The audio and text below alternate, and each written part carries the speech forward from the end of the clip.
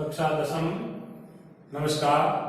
माध्यमिक शिक्षा बोर्ड के अनुसार आपका जो पाठ्यक्रम में तृतीय पाठ राष्ट्र गौरव जो पद्यांश है उसका कल मैंने पहला पद्यांश का आपको व्याख्या से हिंदी में अनुवाद और संस्कृत व्याख्या आपको जो है समझाई। अब आपके जो पद्यांश संख्या 2 का पहले संस्कृत पद्यांश सुना करके फिर उसका हिंदी अनुवाद आपको समझाया जाएगा, बताया जाएगा। आप ध्यान से उसको सुने और वाक्य अर्थ को समझते हुए आप अपनी कॉपी में अंकित लिख करके अंकित करें। तो हिमालय समाभ्य याविन्दु सरोवरम तम देव निर्मितम देशम हिंदुस्तान प्रचक्षते।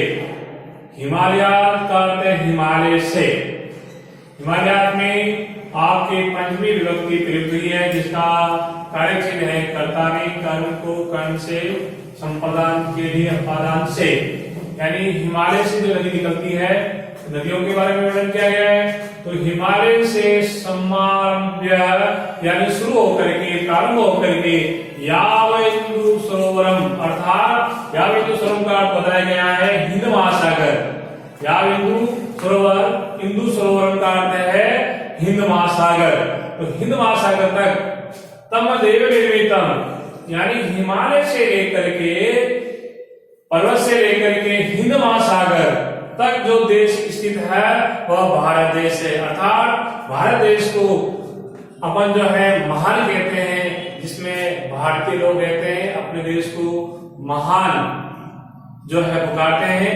और भारत देश का जो गौरव है, चाहे ऋषि मुनि हुए हैं, चाहे वीर हुए हैं, चाहे जो है बड़े राजनेता हुए, इस धरती पर उन्होंने जन्म लिया। हमारे देश का नाम जो है अन्य देशों में भी अग्रणीय है। तो अब इसका जो अन्वय आपको समझाया जा रहा है कि हिमालयात समाभ्य इंदु सरोवरम यह देश स्थित यानी हिमालय से शुरू होकर के हिंद महासागर तक जो देश स्थित है देव निर्मितम अर्थात देवताओं द्वारा बनाया हुआ। निर्मितम का अर्थ है बनाया हुआ, निर्मित किया हुआ, रचा हुआ। तम में द्वितीय विभक्ति जो हुई है तो इसका तम देशम वह देश हिंदुस्तान प्रचक्षते, प्रचक्षे का अर्थ है कहा जाता है। यानी हिमालय से प्रारंभ होकर के हिंद महासागर तक जो देश स्थित है और जो देवताओं द्वारा बना हुआ है उसका नाम हिंदुस्तान है और हिंदुस्तान कहलाता है। अब इसमें इंदु सरोवर जो यहाँ आया है इसका शाब्दिक अर्थ है हिंद महासागर। और देव निर्मितम जो शब्द यहाँ आपके आया है इसका अर्थ है देवताओं द्वारा जो है रचित या देवताओं द्वारा बनाया हुआ। प्रचक्षते का अर्थ कहा जाता है तो इसका अपने हिंदी अनुवाद वापस जो नीचे आपको समझाया जा रहा है। हिंदी अनुवाद में है हिमालय से प्रारंभ होकर, हिमालय आया है तो हिमालय से, जिसमें पंचमी विभक्ति आपको बताई गई है। तो हिमालय से शुरू होकर या समारंभ में प्रारंभ होकर याविन्दु सरोवरम हिंद महासागर तक का जो फैला हुआ भूभाग है, जो धरती है, भू का अर्थ है भूमि, धरा, धरती, भाग यानी स्थान, उस स्थान है, उस स्थान को हम हिंदुस्तान नाम से पुकारते हैं। जो देवताओं द्वारा निर्मित है, बनाया हुआ स्थान है, उस स्थान को हम हिंदुस्तान कहते हैं या उसे हिंदुस्तान कहा जाता है।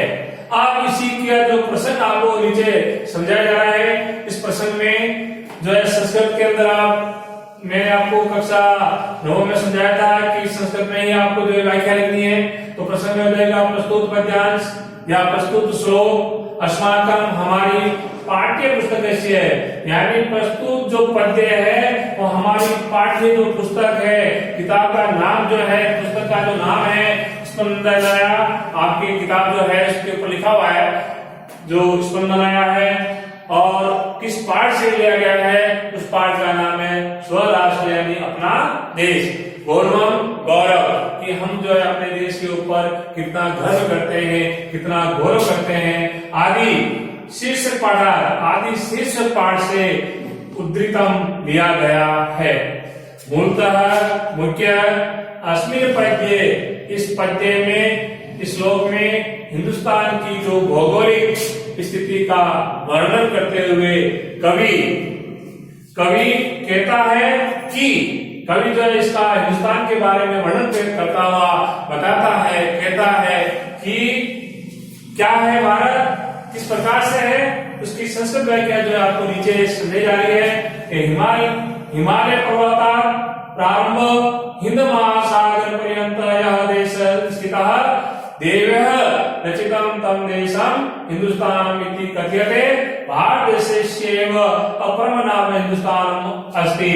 यानी हिमालय से शुरू होकर हिंद महासागर तक पर्यंत तक जो देश स्थित है, देवताओं द्वारा बनाया हुआ है, उस देश को हिंदुस्तान कहते हैं। भारत देश का दूसरा नाम हिंदुस्तान है। धन्यवाद।